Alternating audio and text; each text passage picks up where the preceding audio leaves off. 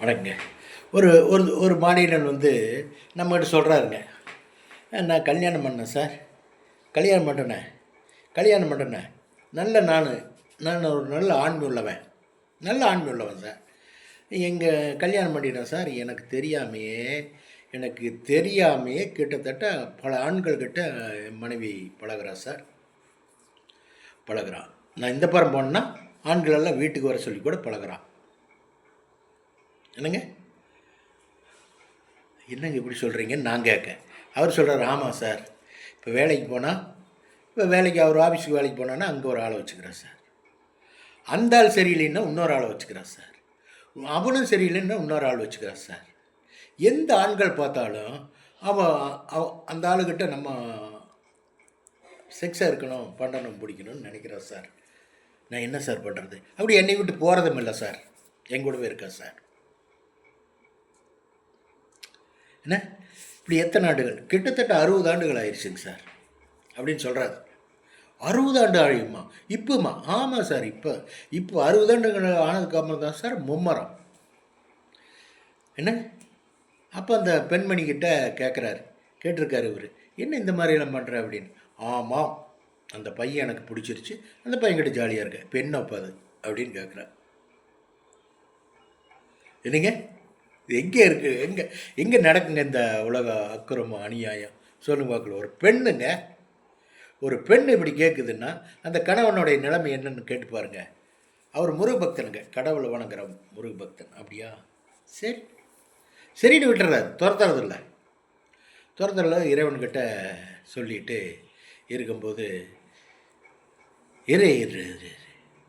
இரு பனிஷ்மெண்ட் இருக்கு, பெண்ணப்போ இன்னும் கொஞ்ச நாள் போகட்டும், ஓட வரையில் ஓடட்டும், ஓட்டத்தை நிறுத்துறதுக்கு டைம் வருங்கிறார் கடவுள்.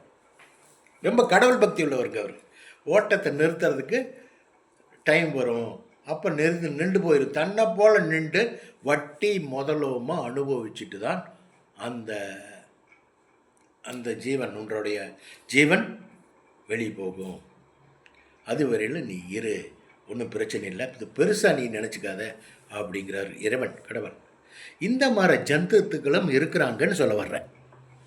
இந்த மாதிரி ஜந்துக்கள் அதை வந்து கடவுளை மதிக்கிறது இல்லை. அவங்க கடவுள் இருக்கார், கணவன் இருக்கார், கணவனுக்கு துரோகம் பண்ணுற தப்பு. இந்த சின்ன விஷயம்னா ஒன்றுக்காகாத விஷயம். அது இன்னொரு ஆடவங்கிட்ட போய் நம்ம உடம்பை கொடுக்கறது தப்புன்னு நினைக்காம சில்லறத்தனமான வேலைகள் பண்ணிட்டு பல ஆண்டுகளாக இருக்காங்க. பல ஆண்டுகளாக இருக்கும்போது அவர் என்ன பண்ணுவார்? கடவுள்கிட்ட தான் முறையிடுவார். ஒரு கௌரவமான ஆள் கடவுள்கிட்ட முறையிடுறாரு. கடவுள்கிட்ட முறையிடும் போது என்னாகுன்னா, கடவுள் பார்ப்பார், கொஞ்சம் மெதுவாக பார்ப்பார். இதுதான் உண்மைங்க. சத்திய நேர்பிரகாரம் வாழணுங்க. கணவன்கிட்ட மட்டும்தான் உங்களுடைய உடம்பை காட்டணும். உடம்பை காட்டுறது, இந்த உடம்பை பார்க்குறது, பிடிக்கிறது, பண்ணுறது, அணைக்கிறது கணவன் தான். கணவனை தவிர யாருக்கிட்ட நீங்கள் அந்த மாதிரி பண்ணாலும், எந்த அளவு பண்ணுறீங்களோ அந்த அளவுக்கு நரக வேதனை அனுபவிச்சுட்டு தான் உங்களுடைய உயிர் போகுன்னு சொல்ல வர்றேன். தப்பு பண்ணாதீங்கன்னு சொல்ல வர்றேன், வேற ஒன்றும் இல்லை. ஒரு ஆடவனை வந்து செக்ஸ் பார்வை கூட பார்க்கக்கூடாது. அதே பாவம் என்ன? அதே பாவம்.